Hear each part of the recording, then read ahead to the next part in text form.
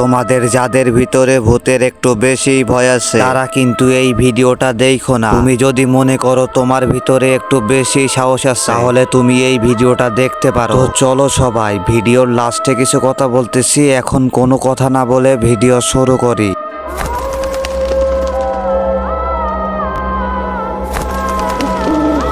তোমার জীবনে যে ঘটনাটা ঘটছে মানে সত্যি একটা ঘটনা, যে ভুতুরে একটা ইয়ে আর কি, তুমি আমাদের মাঝে আগেও শেয়ার করছো আর কি, তো সেটা আরেকবার দর্শকের মাঝে শেয়ার করো। আমার জীবনে সবচেয়ে একটা বিশাল সত্য ঘটনা শেয়ার করছি। আমার শীতের রাত, প্রচুর পরিমাণ জ্বর, প্রায় 8টা বেজে গেছে, 8টা সাড়ে 8টা বেজে গেছে। এই প্রায় 1 মাস আগে, বেশি দিন গাড়েন না, 1 মাস আগে প্রায় আমার প্রচুর জ্বর। তারপরে আমার বাসায় ওষুধ কিছু নাই। আব্বু আবার বাইরে আছে, তো ওষুধ নিয়ে আসার কোনো সিস্টেম নাই।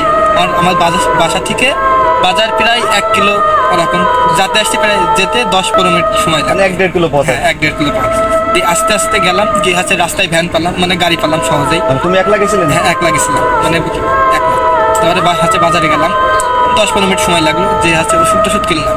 ওষুধ কেনার পরে আসতে প্রায় ভ্যানে উঠবো, তার আগেই দেখছি আমার বন্ধুদের সাথে দেখা, 3টা ফ্রেন্ড, অনেক ছোটবেলার ফ্রেন্ড দেখা।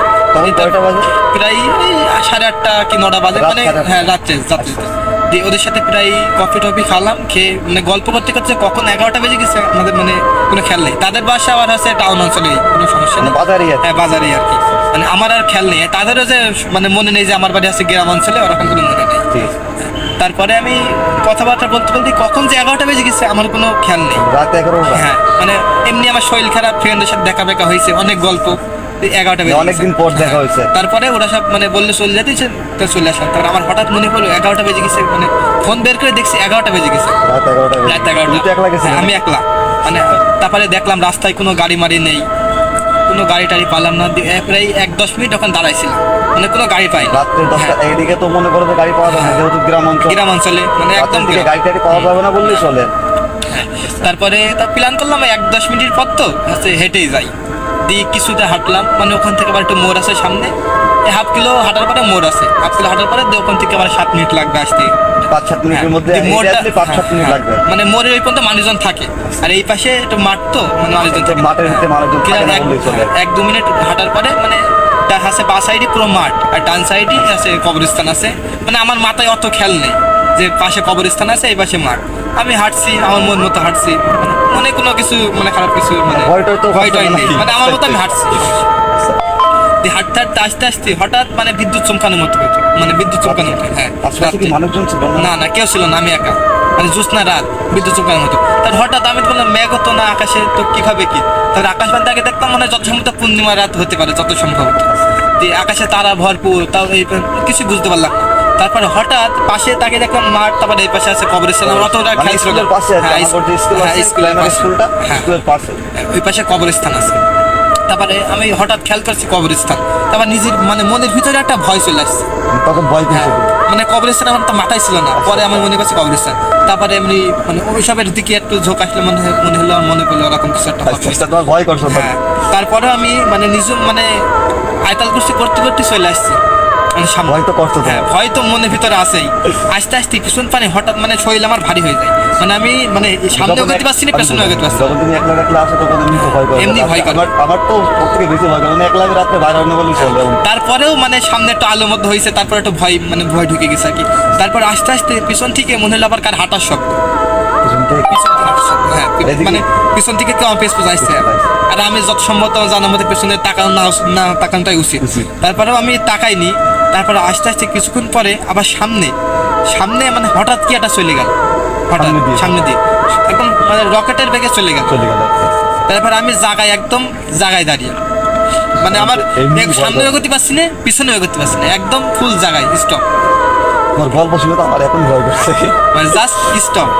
তারপর আমি কি করব আমি কোনো কিছু যে ভাববো, আমার সেই ভাবার সে পাচ্ছি না, মনের ভিতরে ভয় অল টাইম ঢুকে গেছে। তারপর শুধু পিছন থেকে না, একবার সামনে দিয়ে যাচ্ছে, একবার পিছন থেকে যাচ্ছে, জাস্ট একবার এদিকে একবার ওদিকে, কিন্তু আমি তো এদিক ওদিক পিছনে আমি তাকাচ্ছি না। তুমি কি স্পষ্ট দেখতে পাচ্ছ যে সামনে দিয়ে যাচ্ছে? সামনে দিয়ে যাচ্ছে আমি বুঝতে পারছি, জাস্ট আস্তে আস্তে হেঁটে যাচ্ছে, কিন্তু পিছনে শব্দ অনেক শব্দ হচ্ছে, কিন্তু আমি তাকাছি না পেছনে অনুভব তাকালে- করতে পারছো যে হ্যাঁ, আছে আর অনুভব কি। করতে পারছি যে আচ্ছা, পেছনে হাঁটছে, কিন্তু আমি হাসতে পেছনে তাকাছি না, মানে আমি জানি সমস্যা হবে পেছনে তাকালে, তারপরে তাকাছি না। তারপর আমি কিছু না মনে করেই মানে সামনের দিকে হাঁটা শুরু করলাম আস্তে আস্তে। মানে আমার সেমনি শরীর কিছু চলছে না, পুরো রক্ত পুরো ঠান্ডা, ঠান্ডা হয়ে গেছে। মানে একদম পুরো ঠান্ডা। এখনই তো ভয় পাচ্ছি। হ্যাঁ, মানে পুরো ঠান্ডা, আমি কিছুই করতে আমি মাথার ভিতরে যে কিছুই আসছে না যে আমি কি করবো পরবর্তীতে। দিয়ে কিছু না মনে করে দৌড়াদৌড়ি করতে করতে আস্তে আস্তে হাঁটা শুরু করলাম। আস্তে আস্তে হাঁটা শুরু করলাম, তখন আমার পিছন থেকে ডাকছে, কি বলছে? বলছে সুজন। মানে একবার জাস্ট দেখেছে আমি কোনো মানে আমি তো বুঝতে পারছি যে ওরকম করছে আমার সাথে, ওরকম করছে।